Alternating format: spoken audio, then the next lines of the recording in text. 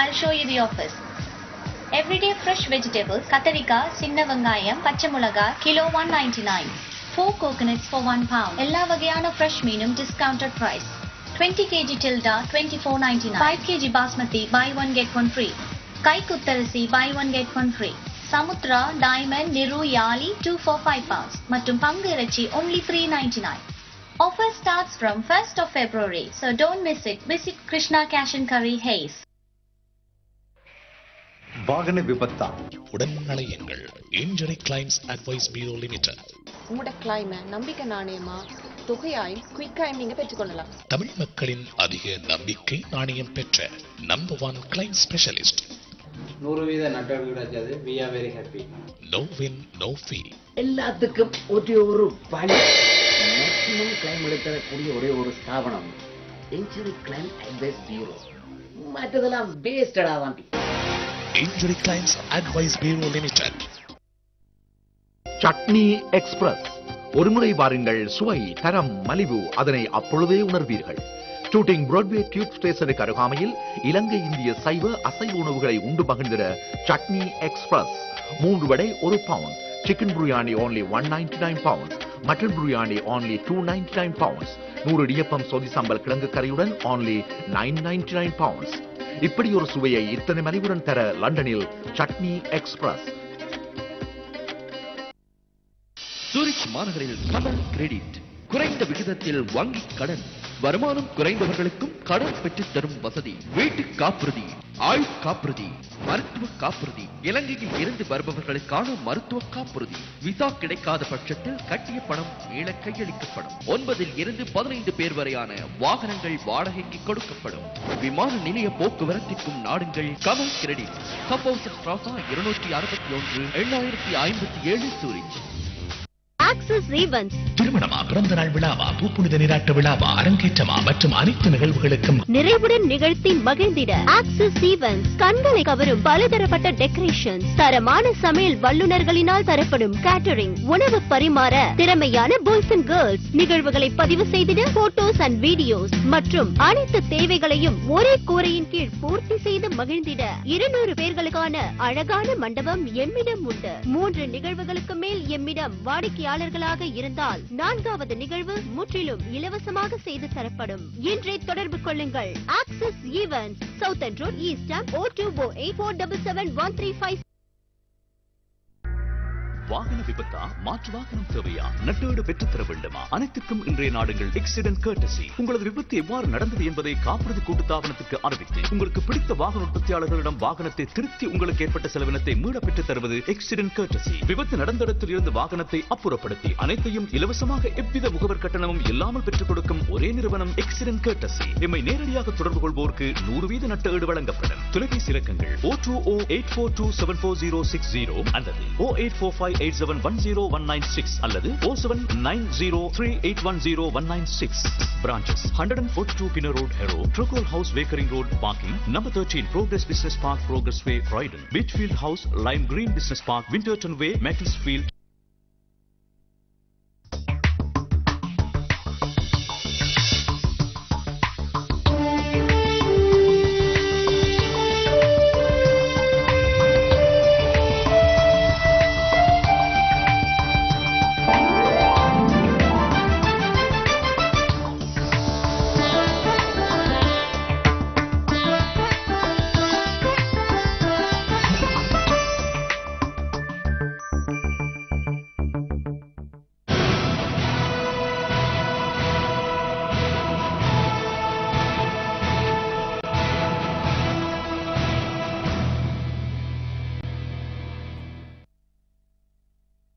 எங்களுடைய அன்பான வணக்கம். இன்னும் ஒரு வெளிச்சம் நிகழ்ச்சியில் மீண்டும் உங்கள் அனைவரையும் சந்திப்பதில் மகிழ்ச்சி அடைகிறோம். இன்றைய வெளிச்சம் சமகால அரசியல் நிலவரம். இந்த வாரத்தில் இடம்பெற்றிருக்கக்கூடிய முக்கியமான அரசியல் சம்பவங்கள் பற்றிய கருத்துக்களை கொண்டு வர காத்திருக்கிறோம். எங்களோடு இந்த நிகழ்ச்சியில் வலிமையாக இணைந்து கொண்டிருக்கின்ற ஆய்வாளர் B.A. காதர் அவர்கள் மீண்டும் இன்றைய நாளில் வெள்ளிக்கிழமையில் இணைந்து கொண்டிருக்கிறார். ஆகவே இந்த வாரத்தில் இடம்பெற்றிருக்கிற நிகழ்வுகள் பற்றிய அவருடைய கருத்துக்களையும் அதன் பிறகு உங்களுடைய கேள்விகளையும் உள்வாங்க காத்திருக்கிறோம். ஆகவே நீங்கள் இணைந்து கொள்ளுங்கள் என்கின்ற தகவலை சொல்லி நேரடியாக நிகழ்ச்சியினை ஆரம்பிக்கலாம். வணக்கம் காதர். வணக்கம் தினேஷ். வணக்கம் அன்பார்ந்த GTV நேயர்களே. ஒரு சூடாக அரசியல் இருக்கிற ஒரு நேரத்தில் நீங்கள் வந்திருக்கிறீர்கள். இப்போது ஜெனீவாவில் ஸ்ரீலங்காவுக்கு எதிராக ஒரு பிரேரணை கொண்டு வரப்படும் என்கிற ஒரு கருத்து செய்திகள் வெளியாகி இருக்கின்றன. மறுபுறத்தில் இந்த நல்லிணக்க ஆணைக்குழுவின் அறிக்கைக்கு பிறகு இராணுவ நீதிமன்றம் ஒன்றினை இந்த போர்க்குற்ற விசாரணைகள் குறித்து விசாரிக்கப் போகிறோம் என்பதாக ஸ்ரீலங்கா அறிவித்திருக்கிறது. இந்த இரண்டு பின்னணிகளுக்கு மத்தியிலே தான் நாங்கள் இந்த நிகழ்ச்சியினை தொடங்குகிறோம். நான் நேரடியாக இந்த விடயத்துக்கு வருவதாக இருந்தால், இப்போது சர்வதேச சுயாதீன போர்க்குற்ற விசாரணை என்கிற விடயத்தை தான் ஐநாவுடைய அறிக்கை வலியுறுத்தியிருந்தது. அது பற்றித்தான் பலரும் பேசிக் கொண்டிருந்தார்கள். ஆனால் ஸ்ரீலங்கா தன்னுடைய இராணுவத்துக்குள் இருக்கிற ஒரு தளபதியை அதிபதியாக கொண்டு இந்த இராணுவ நீதிமன்றத்தை அமைத்திருக்கிறது. அது போர் குற்றங்களில் ஈடுபட்டவர்களையும் விசாரிக்கும் என்று சொல்லியிருக்கிறார்கள். இது பற்றி நீங்கள் என்ன நினைக்கிறீர்கள்? இப்பொழுது யுத்தம் படுகொலை நடந்து 3 வருடம் ஆகிவிட்டது. இந்த 3 வருடத்தில் ஏதாவது இந்த போர்க்குற்றத்தை வைத்துக்கொண்டு ஏதாவது செய்யாவிட்டால் இனி எதுவுமே செய்ய முடியாது. இதுதான் அமெரிக்காவின் நிலைமை. கடந்த வருடம் அதை நகர்த்துவதற்கு பின்புலத்திலிருந்து செயல்பட்டது. ஆனால் அமெரிக்காவும் ஈரானும் இந்தியாவும் கூட அதனை கொஞ்சம் தீவிரமாக செயல்பட்டு முறியடித்து விட்டன. மஹிந்த ராஜபக்ஷவுடைய போக்கு இப்பொழுது இலங்கையின் அந்த எஸ்டாப்ளிஷ்மெண்ட் என்று சொல்வார்களே, நிறுவனமயப்படுத்தப்பட்ட அந்த ஆளும் வர்க்கத்தை மிகவும் நோக செய்திருக்கிறது. அதே போல இப்பொழுது மேற்குலகத்தில் விசேடமாக அமெரிக்காவுக்கு அங்கே பிடி எதுவுமே இல்லாத ஒரு நிலைமை ஒன்று உருவாகி இருக்கிறது. ஒரு பக்கத்தில் பொருளாதாரத்தில் முன்னர் அமெரிக்காவில் தங்கியிருந்த இலங்கை இப்பொழுது சைனாவையும் இந்தியாவையும் ஈரானையும் தங்கியிருக்க தொடங்கியிருக்கிறது. முன்னர் யுத்தத்திற்கு மேற்குலகத்தை மட்டுமே யுத்த தளபாடங்களுக்கு தங்கியிருந்த இலங்கை இப்பொழுது சைனா, பாகிஸ்தான், இராணுவ ஆலோசனைகளுக்கு இந்தியா, இப்படி எல்லாவற்றையும் தன்னுடைய அயல் நாடுகளுடனேயே சமாளித்துக் கொள்ளும் போது அமெரிக்காவுக்கு அங்கே மெல்ல மெல்ல அது பின்பக்கமாக தள்ளப்பட்டு கொண்டிருக்கிறது. ஆகவே அதற்கு ஒரு ஹோல்டுன்னு சொல்வார்கள், அதற்கு ஒரு பிடி ஒன்று வேணும். அதற்கு இருக்கிற ஒரே ஒரு கடிவாளம் இப்பொழுது இந்த போர்க்குற்றம் தான். இதை மிகவும் அழுத்தியும் பிடிக்க முடியாது. அழுத்தி பிடித்தால் இலங்கை இருப்பதையும் விட்டு ஓடிவிடும். ஆகவே அதை கொஞ்சம் சூடாக வைத்துவிடும். நீங்கள் வேண்டுமானால் பாருங்கள், கடந்த 2 வருடங்களை விட இந்த தடவை தீவிரமாக இருக்கும். ஏதாவது ஒன்று வரும், ஆனால் எதுவுமே நடக்காது. பெரிய பரபரப்பு ஒன்று நடக்கும், ஆனால் எதுவுமே நடக்காது. நீங்கள் வேண்டுமானால் நான் சொன்னேன் என்று சொல்லி நீங்கள் பார்த்துக்கொள்ளுங்கள். பெரிய ஆரவாரங்கள் இருக்கும், கொஞ்சம் ஒரு பிரஷர் இருக்கும் இலங்கைக்கு. ஆனால் இலங்கை நழுவிவிடும். இவர்களும் என்ன செய்வார்கள், நீங்கள் ஒரு சுவாதீன குழுவை அமைத்து ஒரு விசாரணை நடத்துங்கள் என்பார்கள். ஏனென்றால் இவர்களுக்கு இந்த பிரச்சனை கை நழுவ விடக்கூடாது, கொஞ்சம் போய்கொண்டே இருக்க வேண்டும். அப்படியானால் வருஷத்துக்கு ஒரு தடவையாவது இலங்கையோடு பேரம் பேச முடியும். இப்பொழுது நீங்கள் பாருங்கள், இந்த மார்ச் வரும்போது எங்களுடைய தமிழ் தலைவர்கள், புலம்பெயர்ந்த தமிழர்கள் மிக உற்சாகமாக இருக்கிறார்கள். இலங்கையும் உற்சாகமாக இருக்கிறது. அவர்களுடைய தூதுவர்கள் எல்லா இடத்துக்கும் ஓடுகிறார்கள், அவர்களுடைய ஆதரவு தேடுகிறார்கள், எல்லாம் செய்கிறார்கள்.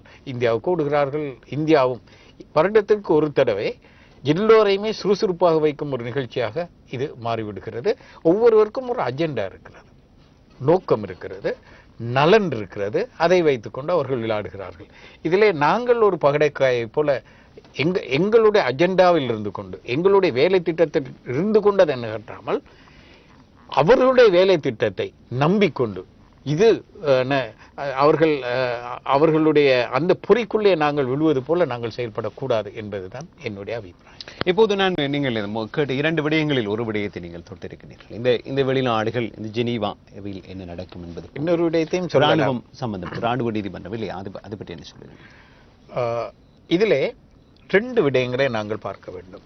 ஒன்று தமிழ் மக்களுக்கு நியாயம் கிடைக்க வேண்டும்.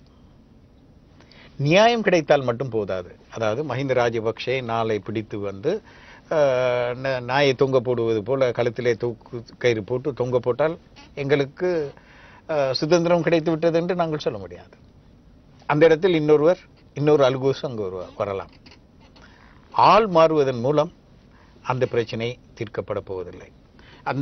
ஆகவே இந்த யுத்த போர்க்குற்றத்தில் யார் யார் சம்பந்தப்பட்டவர்களோ அவர்கள் தண்டிக்கப்பட வேண்டும். அது இன்னொரு விஷயம். அடுத்து தமிழ் மக்களுடைய தீர்வு. இவர்களுக்கு தண்டனை வழங்கப்பட்டால் எங்களுக்கு தீர்வு நடக்கும் என்பது போல ஒரு மாயைக்குள் நாங்கள் இருக்கக்கூடாது.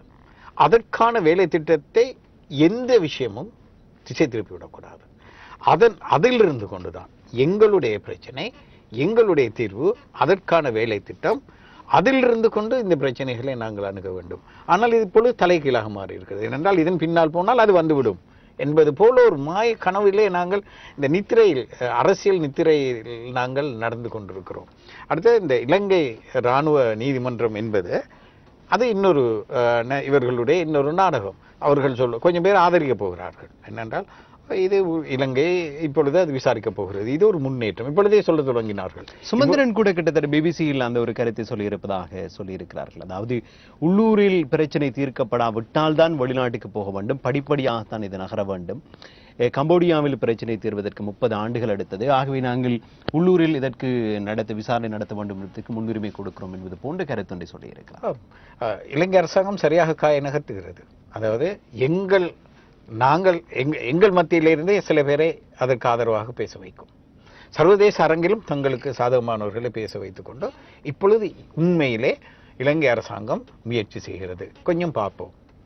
அமெரிக்காவும் சொல்லும், ஓகே இவர்களுக்கு ஒரு let them give them a chance என்று சொல்லிவிட்டு இதில் ஒன்றும் நடக்கவில்லை.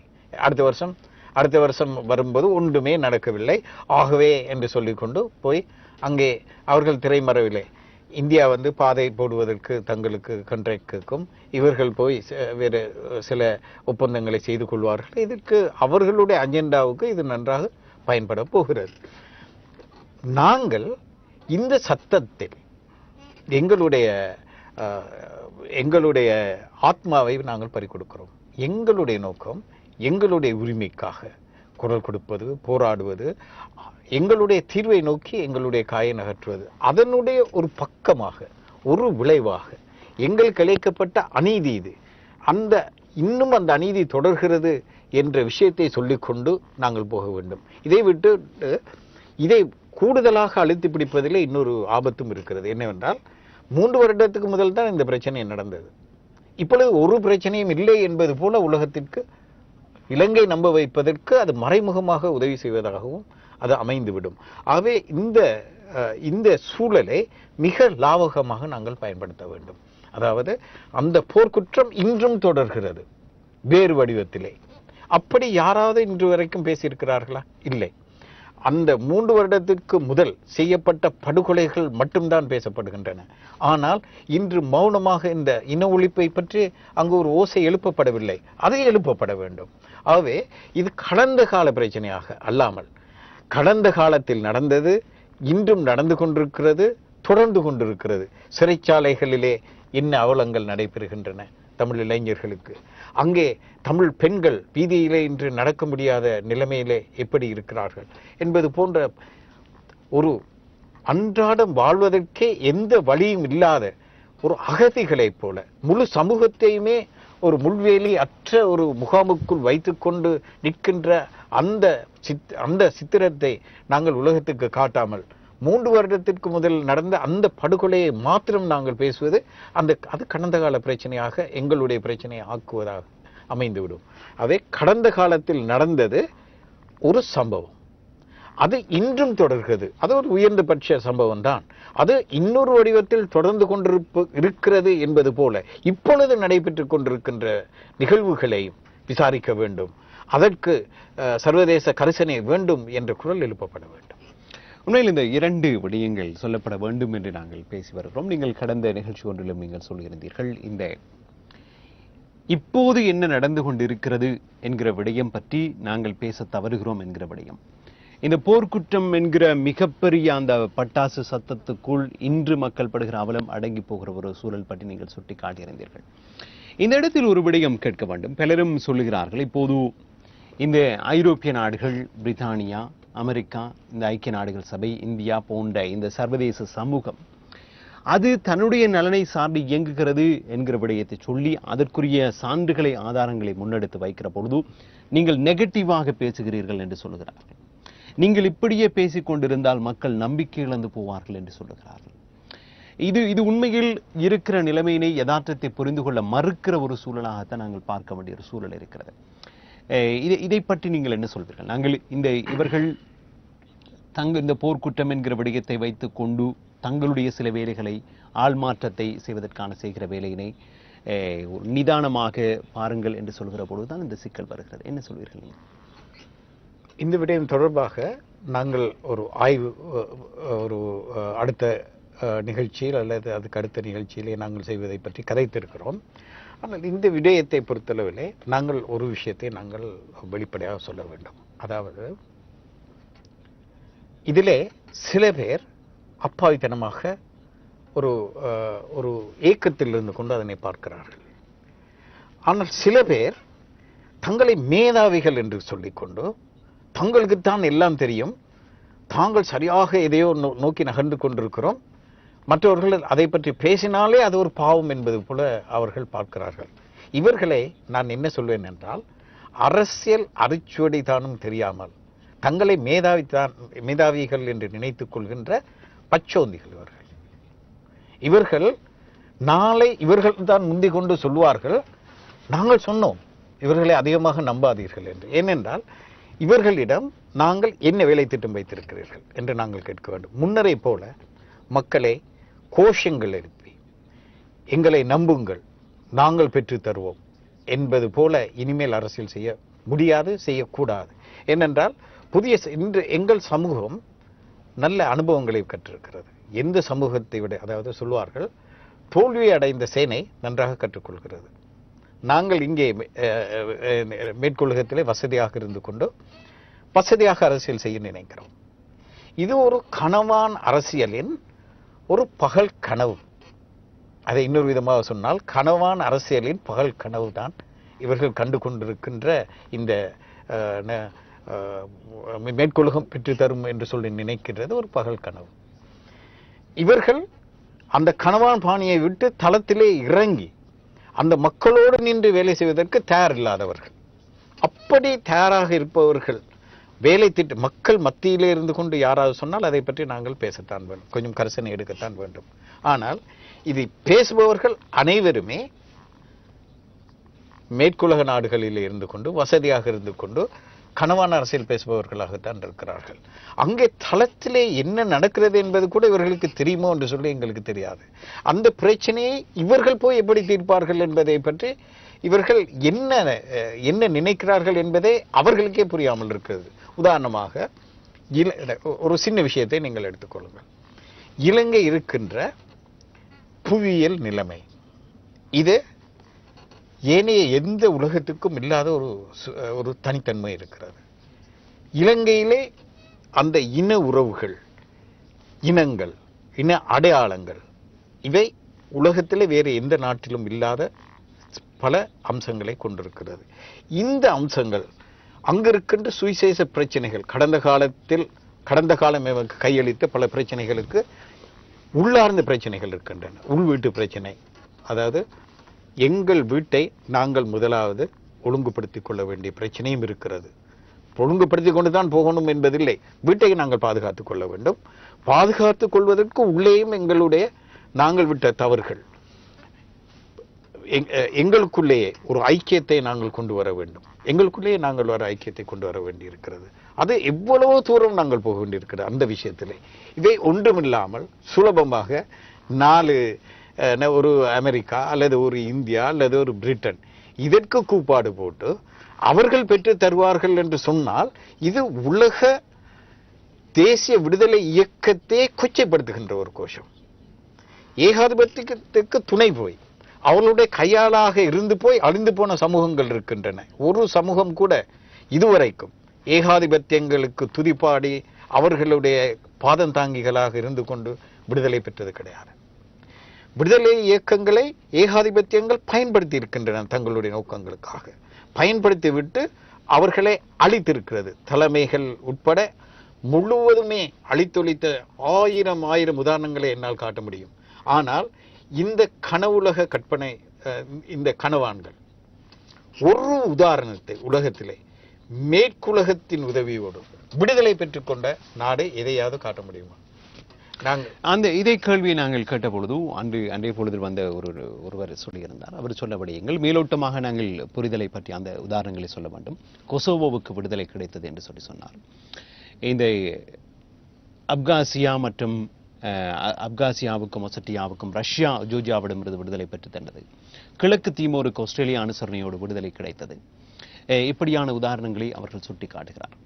இந்த உதாரணங்களை வைத்துக் கொண்டுதான் இது போன்று நாங்களும் விடுதலை பெறலாம் என்பதுதான் இந்த கோஷமாக இருக்கிறது. என்ன சொல்வீர்கள் இந்த கருத்து? இது ஒவ்வொன்றையும் தனித்தனியாக நாங்கள் ஆராயலாம். கிழக்கு தீமோரை பற்றியும் சூடானை பற்றியும் கூட அப்படித்தான் சொல்லுகிறார். இது ஒவ்வொன்றையும் பற்றி நாங்கள் தனித்தனியாக நாங்கள் ஆராய வேண்டும். அந்த சூழல் எங்களுக்கு இருக்கிறதா என்று நாங்கள் பார்க்க வேண்டும். சூடானில் கூட யாரும் அதாவது ஓரளவுக்கு ஈஸ்ட் திமோர் சூடான் ஒரு விதிவிலக்காக நாங்கள் கொண்டால் அவர்களுக்கு அது சன்மானமாக கிடைத்தது என்பதை நான் ஒத்துக்கொள்ள மாட்டேன். இவர்கள் சொல்லுவது போல சில கணவான்கள் வெளிநாட்டிலே இருந்து கொண்டு போய் இவர்களுக்கு தேநீர் அவர்களோடு தேநீர் பானம் அறிந்து ஏதோ ஒரு பெரிய ராஜதந்திரம் தாங்கள் செய்வது போல அவர்கள் கொடுக்கின்ற நிதியில் கூட சில பேருக்கு நிதி கூட கொடுக்கிறார்கள். நிதியில் இருந்து கொண்டு அவர்களுடைய சில பிள்ளையாக இருந்து கொண்டு வாங்கிய விடுதலைகள் அல்ல. அங்கு ஒரு போராட்டம் நடந்தது. ஒரு காலகாலமாக அங்கு நடந்த ஒரு போராட்டம். ஈஸ்ட் திமோருடைய போராட்டத்தை நாங்கள் நல்ல உதாரணமாக நாங்கள் எடுக்க முடியும்.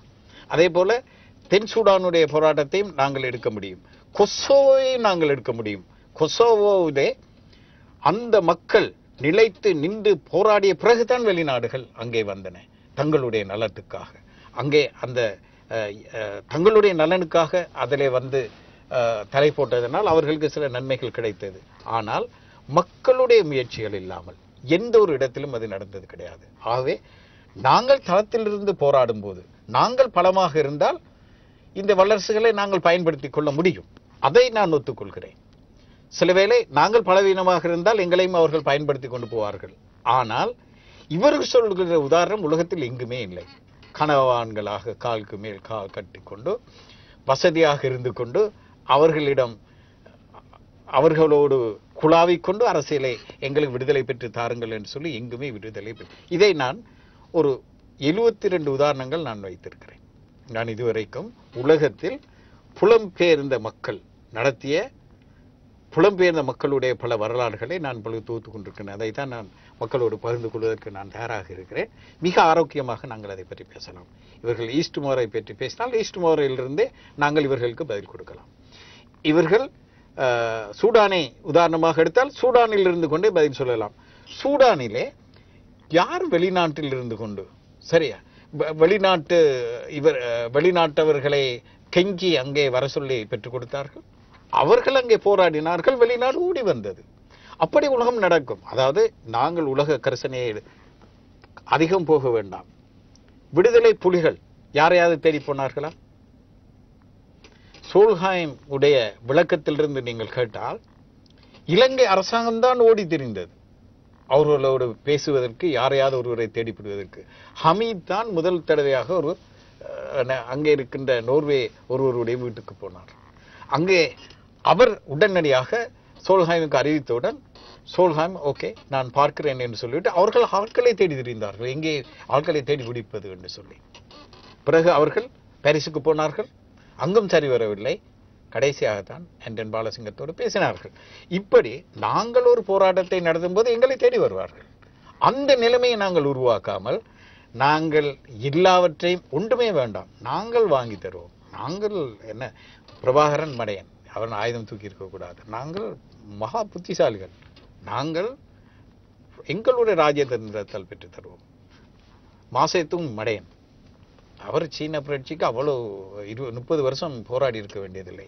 எங்களை போல ஒரு மூளைசாலை 4 பேர் இருந்தால் நாங்கள் ராஜதந்திரத்தின் மூலம் பெற்று தருவோம் என்றால் இவர்கள் என்ன சொல்கிறார்கள்?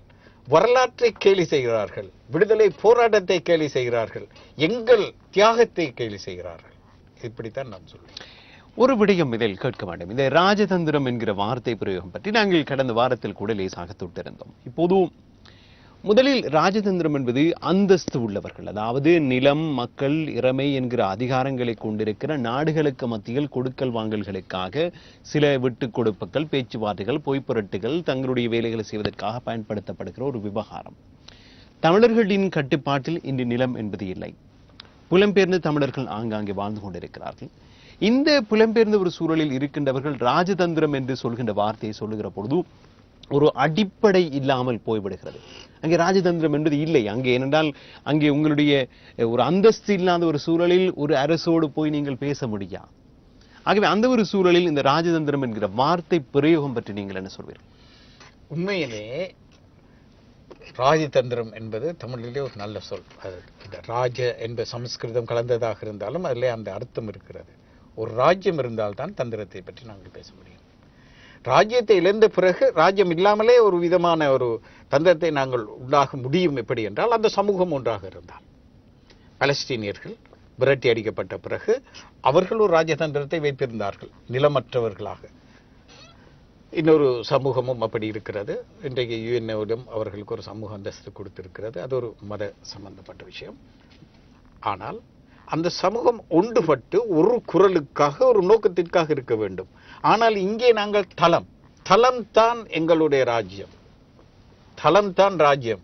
அந்த தலத்தை விட்டு தப்பி ஓடி இங்கு நாங்கள் வசதியாக வந்த நாங்கள் அந்த தலத்துக்காக, அந்த தலத்திலே இருக்கின்ற ஒரு போராட்டமோ அமைப்போ ஓடு ஒட்டியதாக எங்களுடைய அரசியலை நகர்த்துவதாக இருந்தால் அதை ராஜதந்திரம் என்று சொல்லலாம்.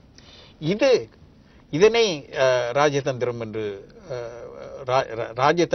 ராஜதந்திரத்தை கேலி செய்கின்ற ஒரு நாடகம் என்று தான் இதனை நாங்கள் சொல்ல வேண்டும். ஏனென்றால் நாங்கள் அங்கே தளத்திலே மக்கள் இருக்கிறார்கள், அந்த மக்களுடைய நலனை பற்றி எங்களுக்கு ஒரு அக்கறையும் இருப்பதாக எனக்கு தெரியவில்லை. அதுதான் என்னுடைய கூடுதலான கவலை. என்னென்றால் எந்த ஒரு அரசியலிலும் உண்மையான விடுதலை அரசியலுடைய அரிச்சுவடி என்னவென்றால் மக்களை நேசியுங்கள், மக்களுக்கு தொண்டு செய்க. மாவோ எழுதிய 5 கட்டுரைகள் உலக பிரசித்தி பெற்றவை. அதிலே ஒன்று, மலைகளை அகற்றிய மூடகிழவன், மக்களுக்கு தொண்டு செய்க, மக்களிடமிருந்து கற்றுக்கொள்ளுங்கள், மக்களிடம் செல்லுங்கள். இப்படி ஒரு 5 கட்டுரைகள், சின்ன சின்ன கட்டுரைகள். அதிலே அரிச்சுவடி சொல்லிக் கொடுத்தது அந்த விடுதலை இயக்கத்தில் இருந்தவர்களுக்கு, முதலாவது நீங்கள் மக்களை நேசியுங்கள், மக்களுக்கு சேவை செய்யுங்கள் என்று சொல்லி, அங்கே மக்கள் படும் அவலங்களை எல்லாம் நாங்கள் விடுதலை என்ற பெயரிலே நாங்கள் மறக்க சொல்கிறோம். உனக்கு பசியா, நீ பட்டினி கிடந்து செத்தாலும் எங்களுக்கு பரவாயில்லை, நாங்கள் விடுதலையை பற்றி தான் பேசுவோம், நாங்கள் வயிறார சாப்பிட்டு கொண்டு வசதியாக இருக்கிறோம், அந்த வழி எங்களுக்கு தெரியாது. அங்கே எங்களுடைய உடன்பிறப்புகள் மானத்தை விற்கிறார்கள், அந்த வழி எங்களுக்கு இல்லை. நாங்கள் இங்கே வசதியாக அரங்கேற்றங்கள் செய்து நடனங்க கச்சேரிகளை நடத்தி எங்கள் பிள்ளைகளை வசதியாக நாங்கள் கற்றுக் கொடுக்கிறோம். எங்களுக்கு அந்த வழி தெரியாது. ஆகவே அவர்களுக்கு நாங்கள் செய்வதெல்லாம் போதனை, அவர்களுக்கு நாங்கள் சொல்கிறோம் போதனை நாங்கள் பெற்றுத் தருவோம். எப்படி பெற்றுத் தருவோம்? நாங்கள் வைத்திருக்கிறோம், மண்டையிலே வைத்திருக்கிறோம். சரியா?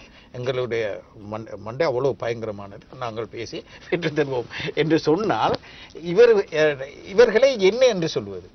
இவர்கள், நான் முதலில் சொன்னது போல, அரசியல் அரிச்சொடி கூட தெரியாத ஒரு மேதாவிகள் என்று நினைக்கின்ற ஒரு பகல் கனவு காண்கின்ற கணவான்கள். அப்படித்தான் இவர்களை சொல்ல. நிச்சயமா அந்த இடத்தில் நாங்கள் ஒரு இடைவேளைக்கு செல்ல காத்திருக்கிறோம். நேயர்கள், எங்களுடைய அரசியலில் சமகாலத்தில் நடக்கிற நிகழ்வுகள், சம்பவங்களுக்கு அப்பால் அதனோடு இணைந்து அதில் இருக்கக்கூடிய கருத்தியல் குழப்பங்கள், கற்பிதங்களை உடைத்தருகிற சில கருத்துக்களும் இங்கே வந்து சேர்ந்திருக்கின்றன. உங்களுக்கும் இது பற்றிய கேள்விகள் இருந்தால், இந்த சமகால அரசியல் பற்றியும் வேறு நேரம் BA காதரவர்கள் சொன்ன விடயத்தில் உங்களுக்கு கேள்விகள் இருக்குமாக இருந்தால் அந்த கேள்விகளோடு இணைந்து கொள்ளுங்கள். கருத்துக்களாக இருந்தால் மிகச் சுருக்கமாக முன்வையுங்கள். நாங்கள் இந்த கருத்தியலோடு இணைந்து உரையாடுவோம். நீங்கள் இணைந்து கொள்கின்ற சமகாலத்தில் ஒரு சிறிய விளம்பர இடைவேளை, அதற்கு பின்னர் சில நிமிடங்களில் மீண்டும் சந்திக்கலாம்.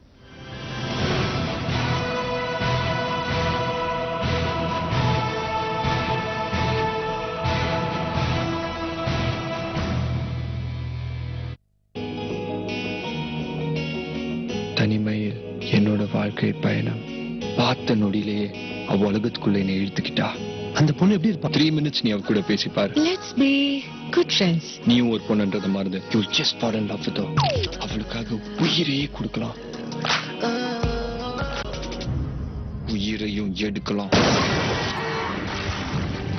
என்ன கடத்தி கொலை பண்ண பார்த்தாங்கடா. உனக்கு ஏதாவதுன்னா கொலையே விடும். 2 உசுரும் வேற வேற இல்லை, ஒண்ணுதான்.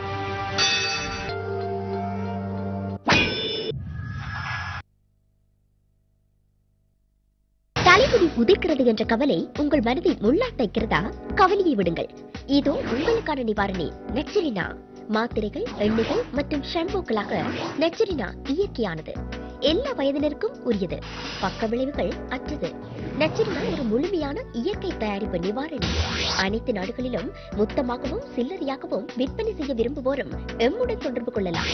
தமிழிலும் ஆலோசனைகள் வழங்கப்படும். முடி உதிர்வதை தடுத்து முழுமை பெறுங்கள். நெச்சரினா.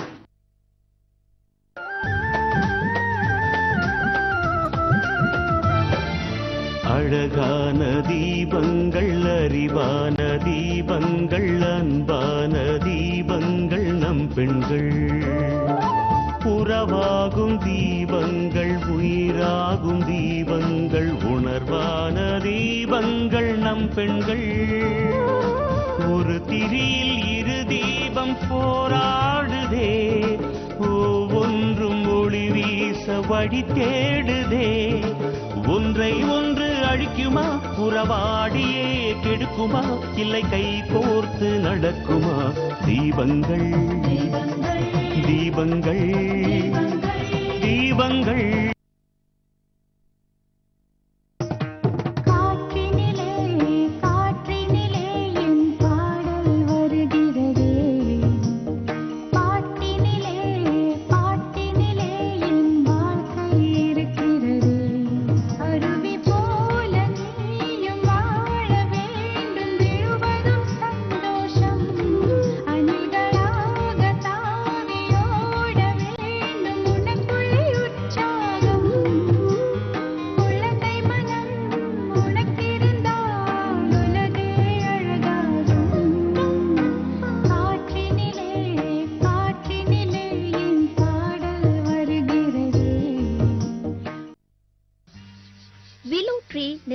மாண்டசரி. ஆம், வேலைக்கு செல்லும் பெற்றோர்களே, உங்கள் செல்ல குழந்தைகளை பிரித்தானிய சட்டத்திட்டங்களுக்கு அமைய தமிழில் உரையாடி பாதுகாப்பான இடத்தில் விட்டுச் செல்ல இதோ விலோ ட்ரீ நர்சரி மாண்டசரி. இங்கே 2 to 5 years full time, 4 to 8 years after school, இத்துடன் 3 to 4 yearsக்கான ஃப்ரீ நர்சரியுடன் ஆரம்ப பாடசாலைகளில் தகுந்த முறையில் தயார்படுத்தப்படும். தொடர்புகளுக்கு 020344184669. பொருத்தமான வாழ்க்கை துணையை இலகுவாகவும் விரைவாகவும் தேர்ந்தெடுங்கள். மணமகள்.com உலக தமிழர்களுக்கான இணையதள திருமண சேவை.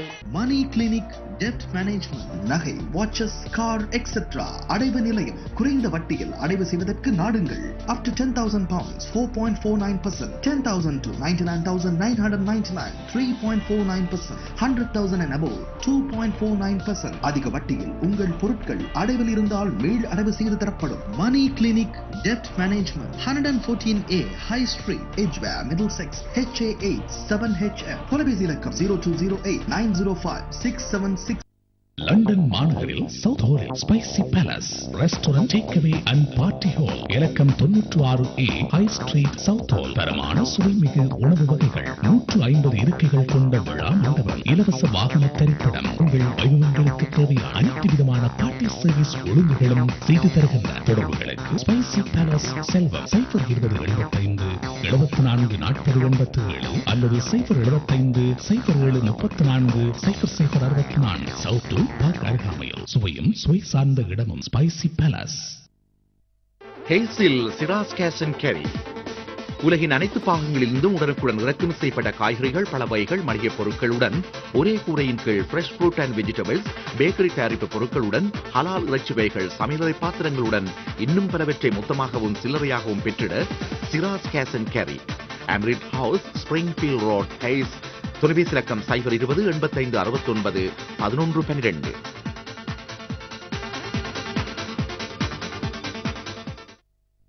உலகெங்கும் வாழுகின்ற சைவ பெருமக்களே, 2012க்கான மகா சிவராத்திரி விரதம் இம்மாதம் 19ஆம் தேதி ஞாயிற்றுக்கிழமை தான் அனுஷ்டிக்கப்பட வேண்டும். காரணம், மாசி மாத தேய்பிறை சதுர்த்த சித்தியிலே அனுஷ்டிக்கப்படுகின்ற மகா சிவராத்திரி விரதம் புலம்பெயர் நாடுகளிலேயும், குறிப்பாக ஐரோப்பிய நாடுகள், அமெரிக்கா, கனடா போன்ற நாடுகளிலேயும் ஞாயிற்றுக்கிழமை தான் கூடி நிற்கின்றது. ஞாயிற்றுக்கிழமை பகல் திரியோதசையும் ஞாயிற்றுக்கிழமை இரவு சதுர்த்த சிதியும் கூடி நிற்கின்ற பின்னாலே மகா சிவராத்திரி விரதம் ஞாயிற்றுக்கிழமை தான் அனுஷ்டிப்பது உகந்தது. ஆகவே உலகெங்கும் வாழக்கூடிய சைவ பெருமக்களே, சிவாச்சாரியர்களே, அடியவர்களே, மகா சிவராத்திரி விரதம் ஞாயிற்றுக்கிழமை அனுஷ்டித்து இறையருள் பெறுமாறு அன்பாக கேட்டுக்கொள்கிறேன்.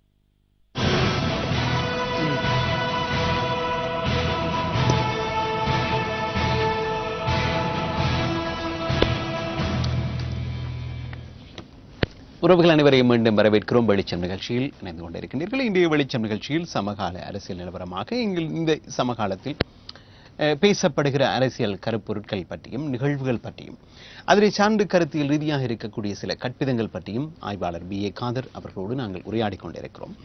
இப்போது முதல் உங்களுடைய நேரம். நீங்கள் இணைந்து கொண்டு உங்களுடைய கேள்விகளை முன்வையுங்கள். கருத்துக்கள் இருந்தால் மிகச் சுருக்கமாக முன்வையுங்கள். உங்களுடைய தொலைக்காட்சி பெட்டி சத்தங்களை குறைத்து வைத்துவிட்டு மிக தெளிவான கருத்துக்கள் இருந்தால் அவற்றை முன்வைக்குமாறு அன்போடு கேட்டுக்கொண்டு உங்களுக்குரிய தொடர்புகளை திறந்து வைக்கிறோம். நீங்கள் இணைகிற வரையில் என்னிடம் ஒரு கேள்வி இருக்கிறது அவர்களே. ஒன்று, இந்த அண்மை காலமாக பார்க்கிற பொழுது ஸ்ரீலங்காவில் இந்த பொருளாதார பிரச்சனைகள் சார்ந்து எரிபொருள் விலையேற்றம், வாழ்க்கை செலவு அதிகரித்தல் போன்ற காரணங்கள் முன்வைத்து தொடர்ச்சியான ஆர்ப்பாட்டங்கள் நடைபெறுவதை நாங்கள் பார்க்கிறோம். மறுபுறத்தில் சரத் பொன்சேகாவை விடுதலை செய்க என்பதற்கான ஆர்ப்பாட்டங்கள், இன்றும் கூட கொழும்பிலே UNP நடத்தி இருக்கிற ஒரு மிகப்பெரிய ஆர்ப்பாட்டத்தை அடக்குமுறை சாதனங்களை பயன்படுத்தி அரசு உடைத்தெறிந்திருக்கிறது. நீர்கொழும்பு, மன்னார் எல்லா இடங்களிலும் மீனவர்கள் முதற்கொண்டு எல்லோரும் போராட்டங்களில் ஈடுபடுத்திக் கொண்டிருக்கிறார்கள். இந்த போராட்டங்கள் ஒரு தன்னிச்சையான மக்கள் எழுச்சியாக வரக்கூடிய ஒரு சூழல் இருக்கிறதா? அந்த சூழல் வந்தா அங்கே இருக்கக்கூடிய ஆட்சி முறைகளில் மாற்றம் வரும் என்று நீங்கள் நம்புகின்றீர்களா? அதற்குரிய ஒரு அடித்தளமாக, ஆரம்ப புள்ளியாக இந்த ஆர்ப்பாட்டங்களை பார்க்க முடியுமா? இதற்கான அடித்தளத்தை முதலாவது பார்க்கலாம். இலங்கை 47களிலே அதனுடைய அந்நிய வெள்ளைக்காரன் இலங்கையை விட்டு செல்லும்போது இலங்கை ஒரு கடன்கார நாடாக இருக்கவில்லை, வளம் குளிக்கும் ஒரு நாடாகத்தான் இருந்தது. அதனுடைய அந்நிய செலவாணி பிரிட்டன் தான் இலங்கைக்கு கொடுக்க வேண்டியிருந்தது. பிரிட்டனுக்கு இலங்கை கொடுக்க வேண்டிய நிலைமை இருக்கவில்லை 48லே.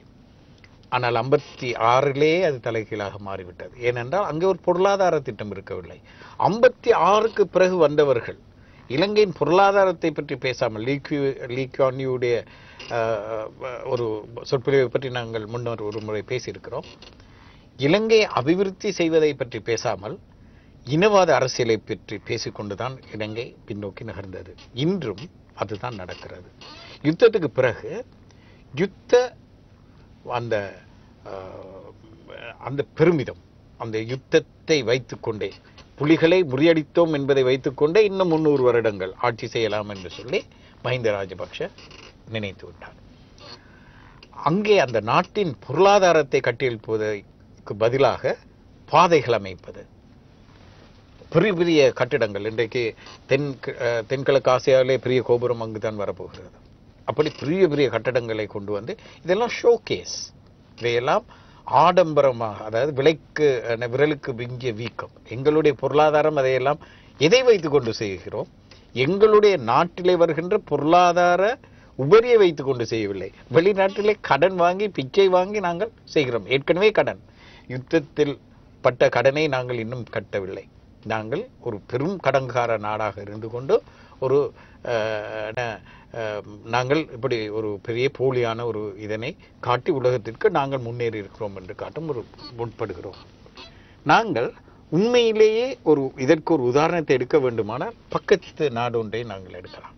அதாவது கிரீஸ் இல்லை, அயர்லாந்து குடியரசு. அயர்லாந்து குடியரசு விடுதலை பெற்றது, சோகால்ட் விடுதலை பெற்றது. வந்தவுடன் அமெரிக்கா, வெளிநாடுகள் எல்லாம் பணத்தை கொண்டு வந்து கொட்டின. அங்கே கட்டிடங்கள் எழுந்தன, பாதை நிர்மாணங்கள், இந்த மாதிரி வேலைகள் தான். சொன்னார்கள் கெல்டிக் டைகர், ஐரோப்பாவிலேயே மிக உறுதியான பொருளாதாரம், நம்பர் 1 பொருளாதாரம். அப்படி பல பெயர்கள் இருந்தன. அதுக்கு இப்படியே பேர் சூட்டினார்கள், கெல்டிக் டைகர் என்று சொல்லி. புலி வேகத்திலே அந்த பொருளாதாரம் போகிறது என்று சொல்லி பேசினார்கள். சில வருடங்களிலேயே அது பேங்க்ரப்ட் ஆகி, அதாவது திவால் ஆகி ஐரோப்பிய நாடுகள் சேர்ந்து அதனை மீட்க வேண்டிய நிலைமை இல்லை. ஐரோப்பாவிலே முதலாவது கடன்காரனாக மாறினது. அதாவது தாக்கு பிடிக்க முடியாமல் வீழ்ச்சியடைந்த பொருளாதாரம் அதுவாக மாறிவிட்டது. ஏனென்றால் ஒரு நாடு அழிந்திருக்கும் போது அங்கே பாதை நிர்மாணங்கள் தேவைதான். ஆனால் அதை அபிவிருத்தி என்று நம்பிக்கொண்டு அந்த நாடு ஓடினால் அது எப்படி பின்னோக்கி அந்த பூம்ராங் என்று சொல்லுவாங்களே பின்னோக்கி அடிக்கும் என்பதை இங்கே நாங்கள் பார்த்தோம். இலங்கையில் இப்பொழுது நாங்கள் பார்க்கிறோம். இலங்கையிலே பெட்ரோல் விலை, இந்த ஈரானுக்கு போடப்பட்ட அந்த பொருளாதார தடையின் இறுக்கம் எண்ணெயின் விலையை வரலாற்றில் இல்லாத அளவுக்கு கூட்டியிருக்கிறது. பொருளாதார வலுவை இன்று மக்கள் தாங்க முடியவில்லை. ஆகவே அவர்கள் எதிர்த்து போராடுகிறார்கள். என்னுடைய வேதனை இதில் என்ன என்றால், இதில் 2 பாடங்களை நாங்கள் பார்க்கலாம். ஒன்று, மஹிந்த ராஜபக்ஷ தன்னுடைய அந்த புலிகளை அழித்தோம் என்ற பல்லவியை பாடிக்கொண்டு தொடர்ந்து இந்த நாட்டை ஆண்டு கொண்டிருக்க முடியாது. ஏனென்றால் மக்கள் சாப்பிட வேண்டும். அதை கொடி பிடித்துக் கொண்டு கொஞ்சம் ரோட்ல ஆடியலாம், பாடலாம். ஆனால் வீட்டுக்கு வந்தால் வெறும் பானை வைத்துக்கொண்டு எவ்வளவு நாளைக்கு அந்த ஆட்டத்தை போடுவார்கள். இதுதான் ரொம்ப சாதாரணமாக சொல்வதாக இருக்கும். இப்பொழுது அந்த பானையை பற்றி மக்கள் யோசிக்க வேண்டிய நிலைமை இருக்கிறது. அந்த வெற்றி பதாகைகளை வீசி விட்டு வீட்டிலே பானை இருக்கிறதா, சோறு இருக்கிறதா என்று பார்க்க வேண்டிய நிலைமைக்கு தள்ளப்பட்டிருக்கிறார்கள். இது ஒரு பக்கம். அடுத்த பக்கம், இந்த போராட்டத்தை யார் மீண்டும் பயன்பெற போகிறார்கள்? பொன்சேகா, ரணில், வெளிநாடுகளும் கூட இப்பொழுது ஃபண்ட் பண்ணும். வெகுஜன போராட்டம் என்று சொல்லி ஃபண்ட் பண்ணிக்கொண்டு தங்களுடைய பொம்மைகளை கொண்டு வருவார்கள். நாங்கள் ஆரம்பத்திலே இருந்து சொல்லுகிறோம், ஒரு 3வது சக்தியை நாங்கள் உருவாக்க வேண்டும். மக்கள் தயார். முன்னர் கிரிபூதம் பிரச்சனைகள் இன்னும் கூட வடக்கிலே ஆங்காங்கு சில போராட்டங்கள் நடக்கின்றன. நிலத்துக்கான போராட்டம் இருக்கிறது. குரல்களை மக்கள் எழுப்புகிறார்கள். ஆனால் தலைவர்கள் தயாரில்லை. அவர்களும் பிரமுகர்கள் அரசியலுக்குத்தான் அவர்களும் தயாராக இருக்கிறார்கள். அடுத்த பாராளுமன்ற தேர்தலை பற்றி மட்டும் சிந்தித்துக் கொண்டிருக்கின்ற அரசியலை வைத்துக்கொண்டு செய்ய முடியாது. புதிய தலைமுறை வர வேண்டும். புதிய சந்ததியினர் முன்னுக்கு வர வேண்டும். வந்து ஒரு 3வது சக்தியை உருவாக்கினால் வடக்கும் தெற்கும் இணைப்பதற்கு போராட்டம் மூலமாக நாங்கள் இணைவதற்கு நல்ல சந்தர்ப்பம் இருக்கிறது. எங்களுக்கு தேவையான முறை ஒரு ஆட்சி மாற்றத்தை கொண்டு வருவதற்கு அங்கு தளம் இருக்கிறது. அதை இந்த இடத்திலே சுட்டிக்காட்ட விரும்புகிறேன். நிச்சயமாக இப்போது முதல் நேர்கள் உங்களுடைய கருத்துக்களை எடுக்கலாம். சிவசுப்பிரமணியம் எங்களோடு இணைந்து காத்திருக்கிறீர்கள். நேரடியாக ஏற்றுக்கொள்கிறோம். வணக்கம் ஐயா. வணக்கம் தினேஷ் அவர்களே, ஆய்வாளர் காதர் அவர்களே, இருவருக்கும் வணக்கம் கூறி தங்களுடைய அருமையான கருத்துக்களை நான் வரவேற்கிறேன். ஆனால் ஒரு கருத்து எனக்கு மனதுக்குள் சாடையாக இடிக்கிறது. நீங்கள் அந்த கம்யூனிச தத்துவத்திலே வளர்ந்திருக்கிறீர்கள் என்பதை நான் நன்கறிகிறேன். வடக்கு மக்களும் கிழக்கு மக்களும் 3வது சக்தி மூலம் இணைந்து பேசப்பட வேண்டும் என்று நீங்கள் கூறுகிறீர்கள். அது ஆண்டாண்டு காலமாக எங்களுடைய நாட்டிலே வெற்றி அளிக்கவில்லை. எண்ணம் பெற பீட்டர் கெனமன் காலத்திலிருந்து இற்றவரை அவர்கள் எங்களை ஒரு அடிமை சக்தியாகத்தான் கருதி கொண்டிருக்கிறார்கள். ஆதலால் பாராளுமன்றத்தின் மூலம் இது சாத்தியப்படாது. ஏனென்றால் 48 இருந்து இற்றவரை பாராளுமன்றத்தில் பேசி அடிமையாக்கி கொண்டு வந்திருக்கிறார்கள்.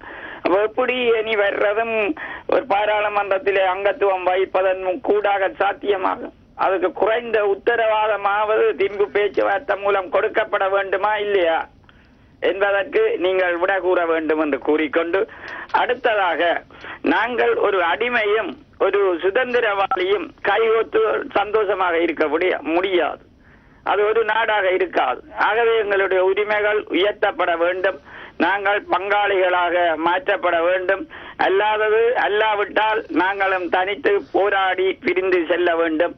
போராட்டம் என்பது காலத்துக்கு ஏற்ற மாதிரி நாங்கள் வடிவமைக்க வேண்டும். இதுதான் வழி. மற்றவர்களை நாங்கள் திரும்பி பார்க்காமல் எங்களை திரும்பி பார்க்க வைப்பதற்கு மூலம் எப்படி விடுதலை போராட்ட வீரர்களை அவர்களுடைய ஒழுக்கத்தை, நேர்மையை, வீரத்தை, பொறுமையத்தை பார்த்தார்களோ அதே மாதிரி எங்களை மீண்டும் பார்ப்பதற்கு நாங்களே முயற்சிக்க வேண்டும் என்று கேட்டுக்கொள்கிறேன். இந்தியா தன் லாபம் கருதித்தான் செயற்படும். அமெரிக்காவின் தன் மானம் கருதித்தான் செயற்படும். இப்பொழுது பார்த்தீர்களா, போர்க்குற்றத்தை பற்றி எதுவுமே இல்லை. ஐநாவில் கொள்ளைக்காரனே நீதிபதியாக இருந்து ஒரு கற்றுக்கொண்ட பாடத்தை நியமிச்சு போட்டு அதுக்குத்தான் விளக்கம் கூறப்பட போறது என்றால் வெட்கக்கேடாக இருக்கிறது. ஆகவே நாங்கள் எங்களுடைய விதியை பார்த்து கொள்ள வேண்டும். தொடர்ந்து வந்த அந்த உண்மையான உத்தம அந்த பிரமாண்ட வழிபோக்களின் தொடர்ச்சியை நாங்கள் சென்றடைந்து வெற்றி பெற வேண்டும் என்று கேட்டுக்கொள்கிறேன். நன்றி, வணக்கம். சிவசுப்பிரமணியம், ஒரு கருத்தையும் ஒரு கேள்வியினையும் முன்வைத்திருக்கின்றீர்கள். கருத்து அவருடையது, கேள்வி உங்களுக்கு நோக்கி வந்தது. அந்த கேள்விக்கு என்ன சொல்வீர்கள்? அதாவது அவர் பல கேள்விகளை கேட்டுக்கொண்டு போனார். ஒன்று, என்னை கம்யூனிஸ்ட்வாதி என்று சொன்னது, என்னை நான் மார்க்சிஸ்ட் என்று சொல்லுவேன். அதாவது என் பெராவோடும் நான் இருக்கவில்லை, சண்முகதாசனோடும் இருக்கவில்லை, ஆனால் ஒரு ஆய்வாளனாக தொடர்ந்து இருந்திருக்கிறேன். என்னுடைய பார்வை மார்க்சிச பார்வை. அதை நான் இங்கும் பகிரங்கமாக சொல்வேன், பெருமையோடு சொல்வேன். இரண்டாவது விஷயம், அடிமைகளுக்கும் அடக்கப்படுபவர்களுக்கும் இடையிலே கைகோர்க்க முடியாது என்ற விஷயம் மிச்ச உண்மை. யார் அடக்குகிறார்கள் என்ற ஒரு கேள்வி. எங்கள் மத்தியில் இருந்து கொண்டு அடக்கியவர்களும் வெளியிலே சிங்கள இனவாதத்தை பேசிக்கொண்டு அடக்கியவர்களும் ஒரே மாதிரியானவர்கள் தான். நாங்கள் கைகோர்க்க சொல்வது மஹிந்த ராஜபக்ஷோடு அல்ல, எங்களுடைய நேச சக்திகளை, எங்களை போன்ற உறவுகளை. அங்கு அந்த இனவாதத்தின் பிடியிலே இருக்கிறார்கள் என்பது உண்மைதான். ஆனால் அந்த மக்களுடைய பிரச்சனையை நாங்கள் புரிந்து கொள்ள வேண்டும்.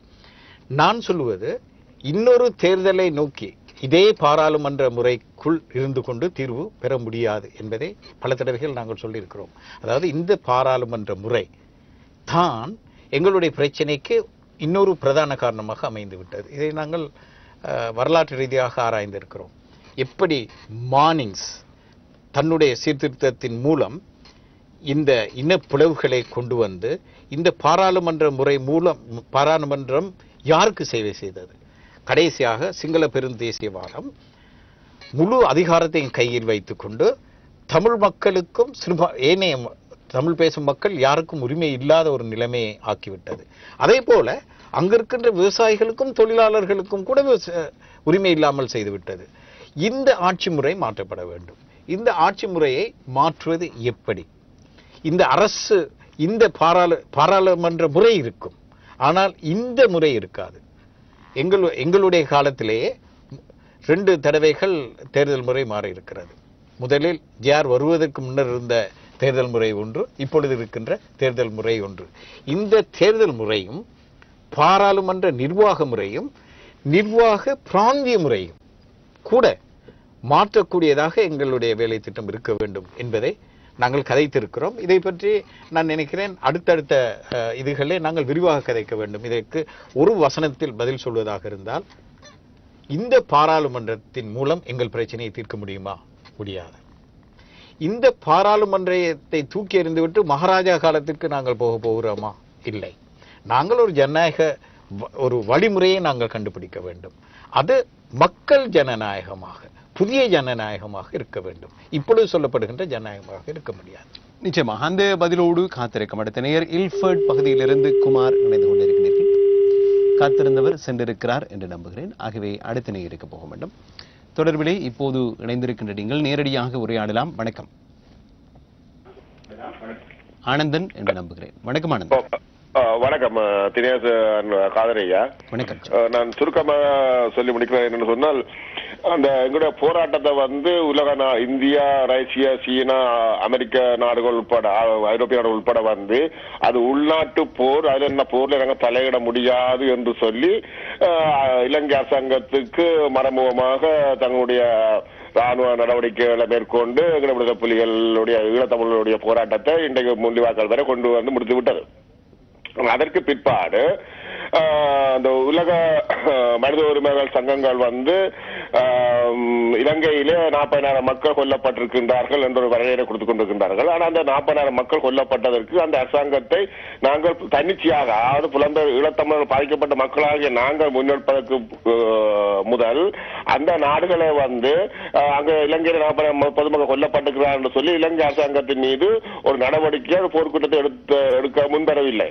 ஆனால் புலம்பெயர் மக்கள் தமிழ் தேசிய கூட்டமைப்பும் அங்கே போர்க்குற்றம் நடைபெற்றிருக்கின்றது என்று நாங்கள் இங்கு ஆர்ப்பாட்டங்கள் எழுச்சிகளை கொண்டாடுவதன் மத்தியில தான் இந்த சர்வதேசம் இலங்கை மீதான போர்க்குற்றத்துக்கான விசாரணைக்கான ஒரு போலி நாடகத்தை இந்த ஐக்கிய நாடு சபை வரை கொண்டாடி கொண்டிருக்கின்றது. அதே நேரம் நாங்கள் வந்து இன்றைக்கு இந்தியா மூலமாகத்தான் எங்களுடைய ஈழத்தமிழர் பிரச்சனை தீர்க்கப்பட வேண்டும் என்பது உலக அறிந்த விடயமாகவும் செயல்பாடாக இருந்து கொண்டிருக்கின்ற சர்வதேச நிலப்பாடாக இருந்து கொண்டிருக்கிற நிலைமையிலே நாங்கள் இந்தியாவுக்கு கதவை தட்டுவதை விட இந்தியாவின் தாய்நாடாகிய ரஷ்யாவின் கதவை தட்டுவதன் மூலமாக இந்தியாவின் மனக்கண்ணை திறக்க முடியும் என்பதுதான் என்னுடைய ஒரு அரசியல் 32 வருஷ வாழ்க்கையினுடைய ஒரு முடிவாக எனக்கு தெரிகின்றது. அதே நேரம் வந்து இந்த மூன்றாவது தரப்பாக வந்து நாங்கள் மீண்டும் ஒரு எங்களுடைய கையிலே நாங்கள் விடுதலை பெற வேண்டும் என்ற ஒரு தேசிய தலைமையின் கொள்கையினூடாக மீண்டும் ஒரு எங்களுடைய அரசியல் தந்த செல்வாகவும் மற்றது அரசியல் ராணுவம் கலந்த எங்களுடைய தேச தலைவர் பிரபாகரன் ஐயா இரண்டு பேரும் கலந்த ஒரு மூன்றாம் தரப்பு ஒரு நேர்மையான தமிழ் தேசியத்துக்கு உட்பட்ட தமிழ் தேசிய மக்களுடன் விடுதலைக்காக போராடுகின்ற இளைஞர்கள் தலைமையில் சென்றால் மீண்டும் எங்களுடைய அந்த விடுதலை வேட்கையை நாங்கள் அடையலாம் என்ற ஒரு நம்பிக்கை எனக்கு இருக்கின்றது. இது பற்றி உங்களுடைய கருத்து எப்படி என்று சொல்லி நான் சிறியோன் ஐயா நான் உங்கள் தாழ்மையான கூட கேட்டுக்கொள்கின்றேன். இதை மக்கள் உணர்வு தந்தால் நல்லா இருக்க வேண்டும் விரும்புகிறேன். நன்றி, வணக்கம். நன்றி ஆனந்தன். உண்மையில் 2 கேள்விகளை நீங்கள் கேட்டதிலிருந்து நாங்கள் பிரித்து எடுக்க வேண்டும். அந்த அடிப்படையில் முதலாவது கேள்வியை நாங்கள் எடுக்க வேண்டும். முதலாவது அவர் சொன்னபடியும் இந்த இந்தியா தான் இந்த பல விடயங்கள் இருந்தன. உங்களுக்கு வருவதிலிருந்து சொல்லுங்கள். ஒன்று, புலம்பெயர் தமிழ் மக்களுடைய போராட்டங்கள் வாயிலாகத்தான் இவர்கள் இந்த அறிக்கை விட்டார்கள் என்பது முதலாவது கருத்து. இது 2 விதமாக சொல்லலாம். ஒன்று, இந்த விடயத்தை ஒரு இஷ்யூவாக, அதாவது ஒரு அணைந்து விடாமல் வைத்திருக்கின்ற பாத்திரத்தை புலம்பெயர்ந்தவர்கள் செய்திருக்கிறார்கள். அது ஒத்துக்கொள்ள வேண்டும். அது தொடர்ந்து செய்யப்பட வேண்டிய வேலை என்பதை நாங்கள் ஒத்துக்கொள்ள வேண்டும். நாங்கள் சொல்வது அது ஒரே வேலையாக இருக்கக்கூடாது, ஒரு வேலை திட்டத்தின் ஒரு பகுதியாக இருக்க வேண்டும் என்பதுதான். அதற்காக அவர்கள் இந்த விஷயங்கள் செய்திருக்கக்கூடாது, செய்வது பிழை என்று சொல்ல முடியாது. நிச்சயமாக செய்யப்பட வேண்டிய வேலை. ஆனால் அதிலேயே நாங்கள் போய் கொண்டிருந்தால் நாங்கள் பிரதான விஷயங்களை, மற்ற விஷயங்களை மறந்து விடுவோம். அதையும் செய்து கொண்டு, ஆனால் பிரதான வேலையை கோட்டை விடாமல் செய்து கொண்டு போக வேண்டும். அடுத்தது இந்த ரஷ்யா பற்றி சொல்லுங்கள். அதுதான் இன்று இந்தியாவை பற்றி நாங்கள் பல தடவைகள் பேசியிருக்கிறோம். அதாவது எங்களுடைய அயல் நாடான இந்தியாவை நாங்கள் பகைத்துக் கொண்டோம். அதாவது நான் சொல்லுவது அரசாங்கத்தை அல்ல, மக்களை. அங்கு இருக்கின்ற மக்களை நாங்கள் அரவணைத்து அந்த மக்கள் அமைப்புகளோடு இணைந்ததாக எங்களுடைய மக்கள் அமைப்புகளும் வேலை திட்டங்களும் செய்து கொண்டு போனால் அந்த அரசாங்கம் கூட எங்களை நசுக்க முடியாது. நசுக்குவதாக இருந்தால் அந்த மக்களை நசுக்கிவிட்டு தான் எங்களை நசுக்க வேண்டும் என்ற நிலைமைக்கு நாங்கள் கொண்டு வர முடியும். அப்படி அந்த இந்தியாவையும் சரிப்படுத்தி கொண்டு போனால் ஒரு விஷயத்தை நான் ஒத்துக்கொள்கிறேன். என்னவென்றால், எங்களுடைய ராஜதந்திரம் என்று சொல்லப்படுகின்ற எங்களுடைய பிரச்சனையை நாங்கள் கொண்டு செல்கின்ற லொபியிங், நான் ராஜதந்திரம் என்ற வார்த்தையை நாங்கள் சொல்லக்கூடாது, எங்களுடைய பிரச்சார விஷயங்கள் அமெரிக்காவையும் இந்தியாவையும் மட்டும் குறிவைத்ததாக இருக்கக்கூடாது. அது ரஷ்யாவுக்கும், அவர்களுக்கு இந்த பிரச்சனை செல்வதே இல்லை, யாரும் எடுத்து செல்வதில்லை. ரஷ்யாவுக்கு, சீனாவுக்கு, உலக நாடு இன்று அவர்கள் ஒரு பெரிய சக்திகள், ஒரு மாபெரும். இந்தியாவுக்கு எங்களோடு ஒரு உணர்வார்ந்த உறவு இருக்கிறது. அது ஆகவே அவர்களே தேடி வருவதற்கு, நாங்கள் அழைக்காமலே வந்து எங்களுடைய கஷ்டங்களில் பங்கு கொள்வதற்கு, துயரங்களில் பங்கு கொள்வதற்கு வாய்ப்பு இருக்கிறது. அதை செய்து கொண்டிருக்கிறார்கள். ஆனால் எங்களை பற்றி பிழையான படமே, பயங்கரவாத அமைப்பு, பயங்கரவாதிகள் என்ற சித்திரமே சுத்தப்பட்டிருக்கின்ற ரஷ்யாவும் சீனாவும், அவர்கள் எங்களை எதிரிகள் என்று மட்டும் சொல்லக்கூடாது. எங்களுடைய எதிரிகளையும் நாங்கள் வென்றெடுக்க வேண்டும். அந்த கருத்தோடு நான் உடன்படுகிறேன். ஏனென்றால் நாங்கள் ஒரு சின்ன வட்டத்துக்குள் இருந்து கொண்டு அமெரிக்காவையும் பிரிட்டனையும் மாத்திரம் நாங்கள் சாந்தப்படுத்திக் கொண்டால் உலகத்தில் எல்லாம் சரியாகிவிடும் என்று சொல்லி எதிர்பார்க்காமல் நாங்கள் எங்களுடைய பிரச்சனைகளை மக்கள் மத்தியிலே கொண்டு செல்ல வேண்டும். மக்கள் அமைப்புகள், ஒவ்வொரு நாடுகள் மத்தியிலும் நாங்கள் கொண்டு செல்ல வேண்டும். இன்னும் ஒரு விடயம், அதில் சுருக்கமான ஒரு கேள்வி இருந்தது. சுருக்கமான பதில் இருந்தாலும் சந்தோஷமாக இருக்கும். அவர் ஒரு சமன்பாடு ஒன்றை இங்கே சொல்லி சென்றார். அகிம்சை முறையிலான போராட்டத்தை முன்னெடுத்த தந்தை செல்வா, ஆயுத போராட்டத்தை முன்னிறுத்திய தேசிய தலைவர் பிரபாகரன் அவர்கள், இந்த சமூகத்தினுடைய உயிர்நாடியாக இருக்கக்கூடிய அந்த மண்ணினுடைய இளைஞர் சமூகம், இந்த மூன்றையும் கலந்ததான ஒரு வடிவத்தை கொண்ட ஒரு போராட்டம் வருவதன் ஊடாக அங்கே விடுதலை சாத்தியமாகும் என்று அவர் சொல்லியிருந்தார். இது பற்றி உங்களுடைய கருத்து என்னவென்று கேட்டிருந்தார். இதைத்தான் நாங்களும் சொல்கிறோம். உண்மையிலே அவர் அந்த சரியான அந்த ஒரு கருத்தை வைத்த இரண்டாவது கருத்து அது. இளைஞர்கள் புதிய சக்திகள் உருவாக வேண்டும், புதிய சிந்தனையோடு அவர்கள் வர வேண்டும். அவர்கள் தந்தை செல்வா வழியில் செல்ல முடியாது, பிரபாகரன் வழியிலும் செல்ல முடியாது. ரெண்டும் இணைந்து ஒரு மூன்றாவது ஒரு வழியின் ஊடாக, அதாவது ஒரு ரெடிக்கல் டெமோக்ரசி என்று சொல்லுகின்ற போராட்ட வடிவத்தின் ஊடாக அவர்கள் செல்ல வேண்டும். இந்த வடிவத்தில் எனக்கு பிரச்சனை இல்லை. ஆனால் எங்களுடைய இலக்கை பற்றி நான் முதலில் சொன்ன அந்த இலக்கை நோக்கி இந்த போராட்டத்தின் வடிவத்தின் மூலமாகத்தான் நாங்கள் எங்களுடைய பிரச்சனையை தீர்க்க முடியும் என்பதிலே எனக்கும் அசைக்க முடியாத நம்பிக்கை இருக்கிறது. அந்த விடயத்தில் நான் உடன்படுகிறேன். இனி அடுத்த நேருக்கு போக வேண்டும். சந்திரமௌலீஸ்வரன் இணைந்து கொண்டிருக்கிறீர்கள். ஐயா, சுருக்கமாக சொல்லுங்கள். வணக்கம். வணக்கம். காதர் ஐயா ஒரு மிக தெளிவான ஒரு ஆள். அவர் ரிஜெக்ட் பண்ணின விஷயங்கள் பலவற்றை நான் ஏற்றுக்கொள்கிறேன். அதாவது அங்கே இருக்கிற மக்களுடைய தலைவிதியை இங்கே இருப்பவர்கள் தீர்மானித்துக் கொள்ள முடியாது. புலம்பெயர் தமிழர்கள் இதுதான் வேண்டும் என்று அங்கே இருப்பவர்களுக்கு சொல்ல முடியாது. அந்த மக்கள் இதை விரும்புகிறார்கள் என்றதைத்தான் நாங்கள் அதற்கு உதவிகரமாக செயல்படணும். அது 100% சரியான விடயம். அவர்கள் தமிழ் தேசியத்தை ஏற்றுக்கொண்டு தமிழீழ மன்ற திசையில தான் இருக்கிறார்கள் என்பதுதான் இன்றைய கணிப்பு, அந்த வாக்கு அடிப்படையில. இப்ப என்ன விடயத்துல நான் நீங்க ரிஜெக்ட் பண்ண விஷயம் எல்லாம் சரி, இந்த ராஜதந்திரம் அது எல்லாமே 100% சரி. நீங்க எல்லாம் ரிஜெக்ட் பண்ணிக்கொண்டு வந்து ஒரு இடத்துல எனக்கு கொஞ்சம் ஒரு விளங்காம இருக்கு. என்னென்றால், நாங்கள் இணைந்து இலங்கையில், அதாவது சிங்கள மக்களும் தமிழ் மக்களும் இணைந்து ஒரு போராட்டத்தை நடத்த வேண்டும் என்ற மாதிரி சொன்ன மாதிரி இருக்கு. அப்படித்தான் சொன்னீங்களா? அதாவது நான் சொன்ன கருத்து இந்த விதத்தில் சொல்ல போனால் அது ஒரு வித்தியாசமான அர்த்தத்தை கொடுக்கும். ஒரு பொதுவான வேலை திட்டம், இலங்கை முழுவதுக்குமான ஒரு வேலை திட்டம் தேவை. அந்த முதலில் தமிழ் பேசும் மக்களை இணைப்பதற்கான நான் முதலில் சொன்னேன், எங்களுடைய உள்வீட்டை நாங்கள் முதலாவது பலப்படுத்த வேண்டும். அதையும் செய்து கொண்டு நாங்கள் இந்த ஆட்சி முறையை மாற்றி அதிலே எங்களுடைய உரிமையை வென்றெடுப்பதற்கான வழியை நாங்கள் பார்க்க வேண்டும். இதுதான் நடைமுறை சாத்தியமான விஷயம் என்றுதான் நான் சொன்னேன். இல்ல, அதுல என்ன விஷயம் என்று சொன்னால், அந்த சிங்கள மக்கள் என்று நாங்கள் பார்க்கும் பொழுது அவர்கள் இந்த மகாவம்ச சிந்தனையிலிருந்து அவர்கள் வெளிவரக்கூடியவர்களாக தெரியவில்லை. இப்பொழுது நாங்கள் இந்த இராணுவ நீதிமன்ற விடயத்தை பார்த்தால் ஐக்கிய தேசிய கட்சி கண்ணை மூடிக்கொண்டு LLRCயை ஏற்றுக்கொண்டு இந்த இராணுவ நீதிமன்றத்தை ஏற்றுக்கொண்டு மஹிந்தாவுடன் கை கொடுக்கிறோம் என்று நேரடியாக இன்றைய வீரகேசரி தலையங்கம் அதைத்தான் சொல்லி இருக்கின்றது. ஆனால் இந்த LLRC அடிப்படையில, இந்த இராணுவ நீதிமன்றத்தின் அடிப்படையில எல்லாத்தையும் செய்யலாம் என்று ஐக்கிய தேசிய கட்சி மஹிந்தாவுடன் இணைஞ்சிட்டது. இன்றைக்கு இது என்னத்தை காட்டுதுன்னா, இந்த சிங்கள தேசியவாதம், மகாவம்ச சிந்தனையிலிருந்து சிங்களவர்கள் வெளியில வர மாட்டார்கள். அவர்களுடன் இணைந்த ஒரு போராட்டம், அங்கே அடக்கப்படும் மக்கள், அடக்கப்படாத மக்கள், மேல்தட்டு மக்கள், எல்லா சிங்கள மக்களுமே மகாவம்ச சிந்தனையிலே ஒரு போக்கலான் இருக்கிறார்கள். அவர்களுடன் இணைந்து ஒரு போராட்டம் என்பது சாத்தியமில்லை என்று நான் கருதுகிறேன். நன்றி சந்திரமௌலீசன். சொல்லுங்கள், இடைவேளைக்கு போவதற்கிடையில் இந்த கேள்வி ஒரு முக்கியமானது என்று நான் நினைக்கிறேன். சொல்லுங்க. அதாவது மகாவம்ச சிந்தனை எந்த காலத்தில் எப்படி உருவாக்கப்பட்டது என்பதை பற்றி நாங்கள் கொஞ்சம் பேசியிருக்கிறோம் முன்னர். இன்னொரு தடவை நாங்கள் அதை பற்றி பேச வேண்டும். இந்த மகாவம்ச சிந்தனையை வைத்துக் கொண்டுதான் சிங்கள ஆளும் வர்க்கம் அந்த மக்களுடைய வாக்கை பெற முடிகிறது, அவர்களையும் ஆள முடிகிறது, எங்களையும் அடக்க முடிகிறது. எங்களுடைய வழிமுறை எப்படி இருக்க வேண்டுமானால், ஆண்ட பரம்பரை அந்த சித்தாந்தத்திலிருந்து நாங்களும் விடுபட வேண்டும்.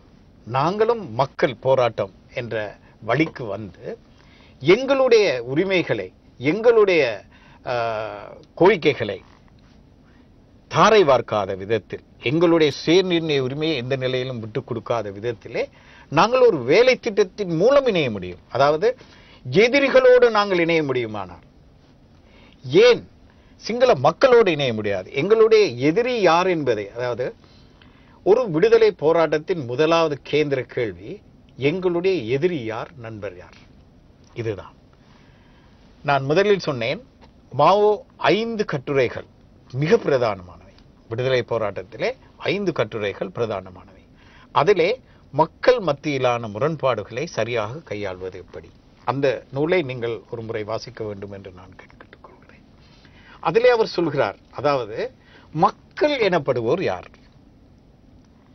ஆள்வோர் எனப்படுவோர் யார், அதை நாங்கள் வேறுபடுத்தி பார்க்க வேண்டும். சிங்கள மக்கள் என்று சொல்லும் போது இந்த இனவாத சித்தாந்தத்தை ஏற்படுத்துபவர்களுக்கும் அதற்கு அடிமைப்பட்டிருப்பவர்களை நாங்கள் வேறுபடுத்தி பார்க்க வேண்டும்.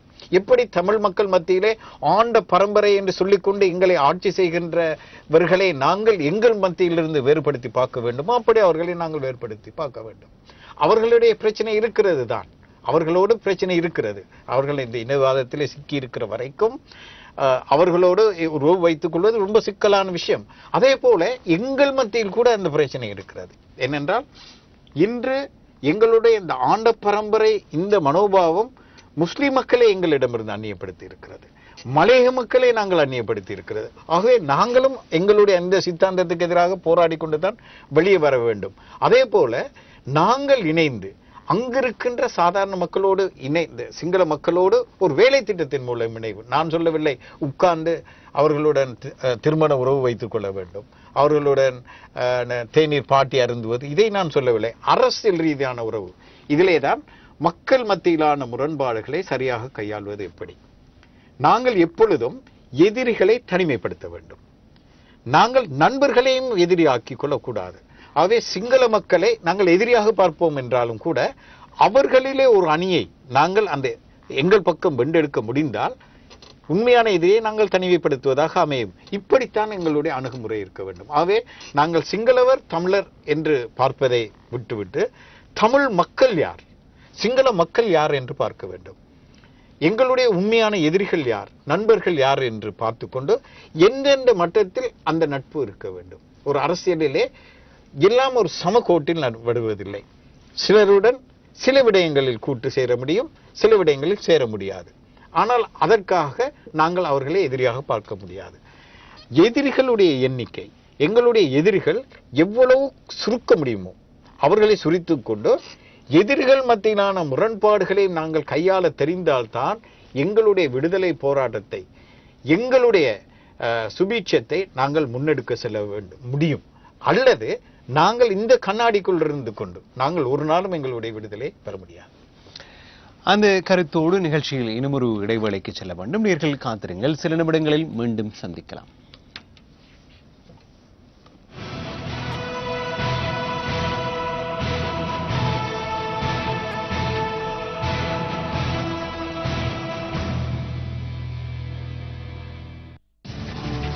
கண்ணீரோடு விதை விதைத்தவர்கள் கம்பீரத்தோடு அறுவடை செய்கின்ற அந்த செய்தியை பேசா பொருள் உங்களோடு ஒரு நாள் பகிர்ந்து கொள்ளும்.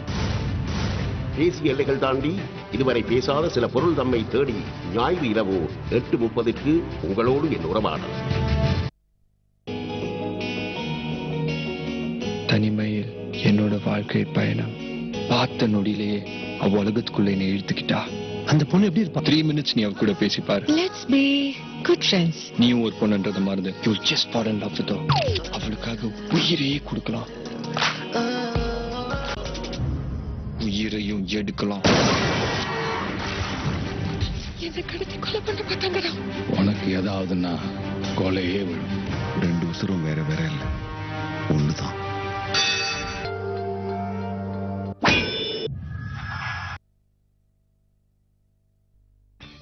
A fantastic new offer from Labara Mobile.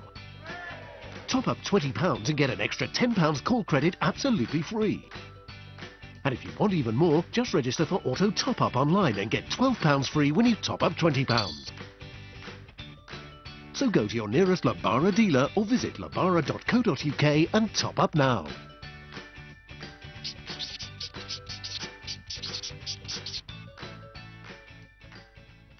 ஹெய்ஸில் பெக் தியேட்டருக்கு அருகாமையில் PGA Solicitors. சாதுரியமான சட்ட அணுகுமுறை, தேவைக்கேற்ற திருப்திகரமான சேவை, தன்னிகரற்ற தனித்துவமிக்க செயலாண்மை, சிவில் வழக்காடல்கள், நீதிமன்ற பாதுகாப்பு மற்றும் மற்றொருவர் மூலமான சொத்து நிர்வகிப்பு, இப்படி சட்டத்துறையின் சகல பகுதிகளிலும் கால் பதித்திருக்கும் இணையற்ற நிறுவனம் PGA Solicitors LLP.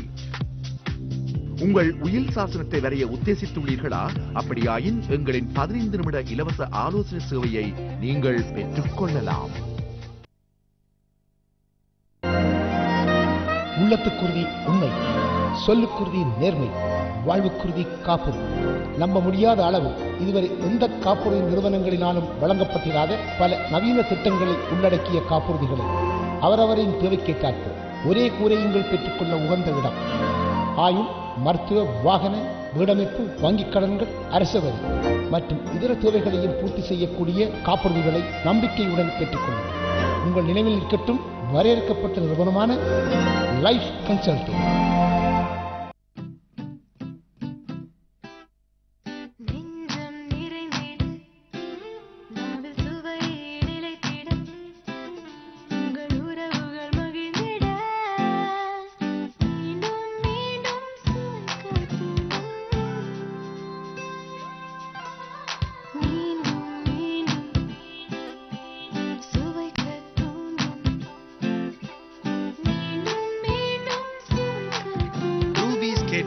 என்றென்றும் உங்களுடன்.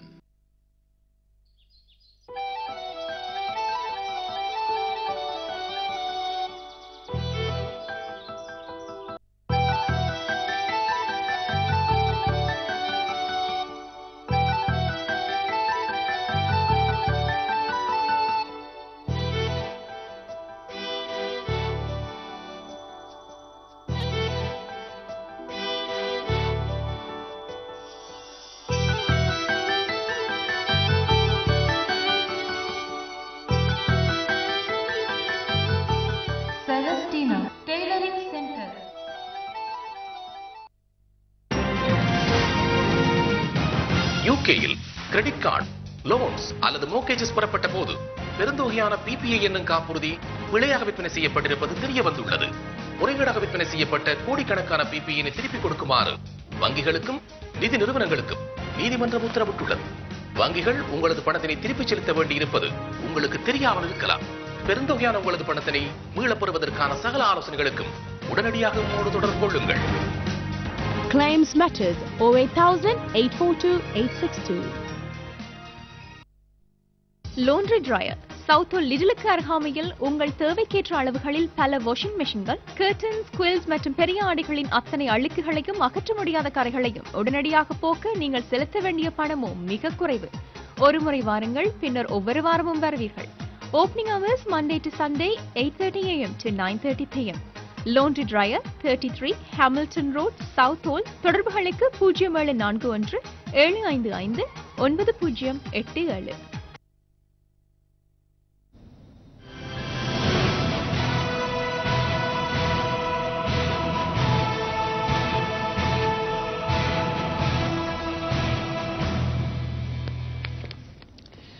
உறவுகள் அனைவரையும் மீண்டும் வரவேற்கிறோம். வெளிச்சம் நிகழ்ச்சியில் இணைந்து கொண்டிருக்கின்றீர்கள். சமகால அரசியல் நிலவரமாக ஆய்வாளர் BA காதர் அவரோடுனான உரையாடலாக இன்றைய நிகழ்ச்சி இடம்பெற்றுக் கொண்டிருக்கிறது. மீண்டும் உங்களுடைய கேள்விகளுக்கு வரக்கூடிய நேரம். காத்திருக்கும் அடுத்த நேரை நேரடியாக தொடர்பினை ஏற்றுக்கொள்கிறோம். ஒருவர் இப்போது இருக்கின்றீர்கள். வணக்கம். ஹலோ, வணக்கம். சொல்லுங்க ஐயா. நீங்கள் தான். வணக்கம், சொல்லுங்க ஐயான்னு சொன்னீர்கள். நீங்கள் தான் சொல்லுங்க. முதலாவது காதலையாவை இந்த நிகழ்ச்சிக்கு இந்த அறிவுரைகளை சொல்றதுக்கு வச்சதே பெரிய ஒரு விஷயம். இரண்டாவது சொல்லுங்க. ரெண்டாவது விடயம் என்னன்னு சொன்னா, இந்த காதலையாவை எங்களை தமிழ் அமைப்புகளுக்கு ஒரு அட்வைசரா எல்லாரும் ஏற்றுக்கொள்ளணும். என்னன்னு சொல்லி சொன்னால், சரியான ஒரு அறிவுரை சொல்ல ஆக்கள் இல்லாமல் தான் பல தோல்விகளை நாங்கள் சந்திச்சிட்டோம். அந்த தோல்விகளை சந்திக்காம விடுறா உண்மையில சொல்றேன், காதலையா மட்டும் விடுதலை புலிகளுடைய அட்வைசரா இருந்திருந்தா சிலருடைய தமிழர்களும் கிடைச்சிருக்கும். பலவிதமான எல்லா விதமான ஆக்களும் சேர்ந்துதான் ஒரு விஷயத்தை செய்யணும். ஆகவே காதலையாவுடைய இந்த பணியை எல்லாரும் ஏற்றுக்கொண்டு தமிழக அரசாங்கம் எல்லாரும் ஏற்று எல்லாருக்கும் ஒரு அட்வைசரா இருப்போம் நாங்கள் விரும்புகிறோம். இதை ஐயா செய்யணும் என்று ஆசைப்படுறோம். நன்றி. நன்றி. எங்களோடு இணைந்து கொண்டமைக்காக ஒரு கருத்தை சொன்னீர்கள். உண்மையில் நன்றி. நீங்கள் உங்களுடைய அந்த பவ்யத்துக்காக நீங்கள் எதுவும் சொல்ல விரும்புகிறீர்கள்? அதில் நீங்கள் காட்டுகின்ற அன்புக்கும் மரியாதைக்கும் நன்றி. மிக உற்சாகமாக இருக்கிறது. என்னவென்றால், நாங்கள் ஒரு கடந்த கால அரசியல்களிலும் அரசியல் போராட்டங்களிலும் பெற்ற அனுபவங்களை நாங்கள் சொல்லும்போது அது எப்படி மக்கள் ஏற்றுக்கொள்கிறார்கள், உங்களை போன்றவர்கள் அரசியல் தெரிந்தவர்கள் மத்தியிலே அந்த கருத்து எப்படி செல்கிறது என்பதை அறியும் போது அது செயல்படுகிறது, ஏற்றுக்கொள்ளப்படுகிறது என்ற போது அது எங்களுக்கு மிக நிறைந்த மன நிறைவை எங்களுக்கு தருகிறது. நன்றி. காத்திருக்கும் அடுத்த நேயரை இப்போது தொடர்பில் ஏற்றுக்கொள்ளலாம். வணக்கம். ஹலோ, வணக்கம். தொடர்பிலே ஒருவர் இருக்கின்றீர்களா? வணக்கம்.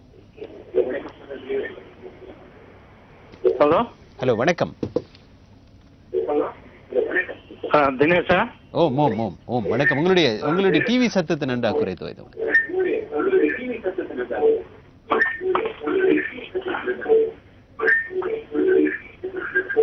சரி, அந்த இடத்தில் விட வேண்டி வருகிறது, மன்னிக்க வேண்டும். சரி சரி, சொல்லுங்கள். என்றால் டிவி சத்தம் தொடர்ச்சியா சத்தமா இருக்கு. சரி, சொல்லுங்கள். ஓம், நான் சவுதியில இருந்து பேசுறேன். சரி, உங்களுடைய பெயரை சொல்லிட்டு சொல்லுங்க. என் பேர் ஃபாரூக். ஃபாரூக், சொல்லுங்கள் ஃபாரூக். பாலசிங்க இடத்துல காவிரியாவை வச்சா உங்க பிரச்சனை எல்லாம்.